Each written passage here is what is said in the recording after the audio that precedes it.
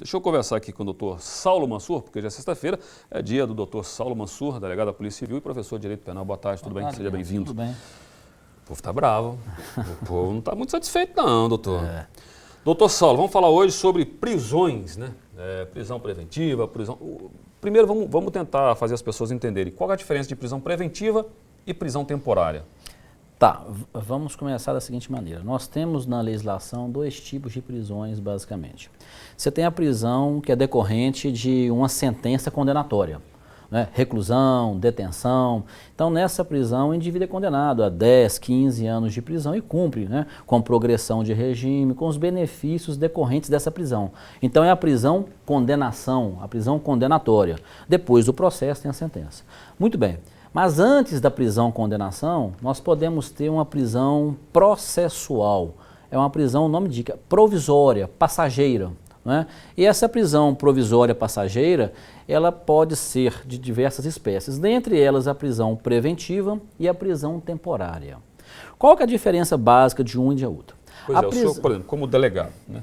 Como representante da Polícia Civil, o senhor está com um inquérito, como é que o senhor avalia, ou não é o senhor que avalia, olha, eu vou pedir ao juiz fulano de tal para uma prisão temporária. Como é que normalmente o delegado de polícia que está presidindo o inquérito é que vai optar pela prisão temporária ou pela prisão preventiva. Mas elas têm requisitos, não é de livre arbítrio, não é discricionário do delegado. Não é? Por exemplo, a prisão temporária ela tem uma destinação básica para produção de provas, quando ainda não existe provas muito concretas a respeito da autoria, da materialidade. É uma prisão que pode durar 5 dias, prorrogável por mais 5 dias, e em alguns crimes 30 dias, prorrogável por mais 30. Isso é temporário? Essa temporária ela é uma prisão que surgiu em 1989, decorrente dos sequestros que estavam acontecendo naquela época.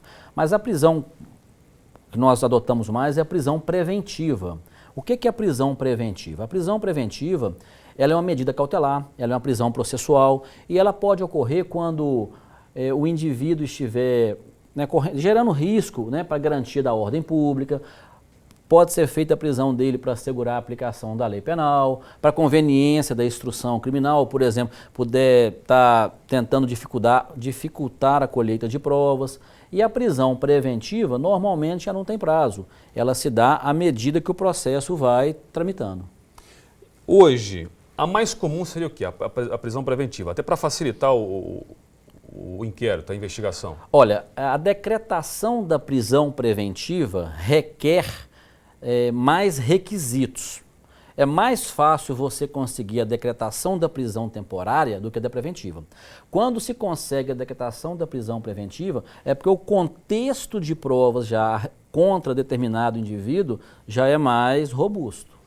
Doutor, eu não poderia deixar o senhor ir embora, nós já até discutimos sobre esse assunto aqui, né, e a gente conversou agora há pouco com o vereador Paulinho Costa, falando a questão dos processos perdão, que começam a tramitar, né, já na semana que vem na Câmara, na segunda-feira na reunião. E aí as pessoas querem saber, os 13 vereadores, eles podem ou não? Estou perguntando porque eu sei que o senhor é entendido do assunto, senão eu não iria colocar o senhor numa situação como essa. Podem ou não ser julgados juntos, da mesma, colocado no mesmo grupo de processo? Olha bem, o correto, processo administrativo, né, ele é contra determinado indivíduo. Então, o normal seria você ter 13 processos, né, contra cada um desses vereadores, onde em cada um destes processos administrativos iriam juntar provas, defesas, testemunhas, acusação em cada um dos processos. Mas não quer dizer que para você começar o segundo processo, você tenha que terminar o primeiro. É perfeitamente possível que os 13 processos administrativos corram juntos, não é? Não é necessário terminar o primeiro para começar o segundo, não. Porque se for esperar cada um terminar, 45 dias para cada um, só o ano que vem. O raciocínio é muito simples. Um juiz, não é? Ele julga um processo para começar o segundo, ou ele faz a instrução e acompanha centenas ao mesmo tempo? O raciocínio é esse. Seria mais fácil, né, dividir esses processos em grupos, por exemplo, mais de uma comissão para poder julgar, para agilizar isso? Princípio da eficiência. Poderia sim eles escolherem um relator para cada 2 ou 3 desses processos administrativos, né, que não haveria uma sobrecarga sobre um só com os 13. Seria, dentro do princípio da eficiência, razoável sim adotar essa prática. Fica aí a dica então. Doutor Saulo, mais uma vez, muito obrigado. Até a semana que vem. Eu que agradeço, um abraço. Lembrando, olha o endereço eletrônico do Dr. Saulo, quer alguma pergunta, né, alguma sugestão? saulomansur@tvleste.com.br. Aliás, pode conversar diretamente com o senhor, né? Pode sim. Esclarecer algumas dúvidas diretamente pelo e-mail. saulomansur@tvleste.com.br.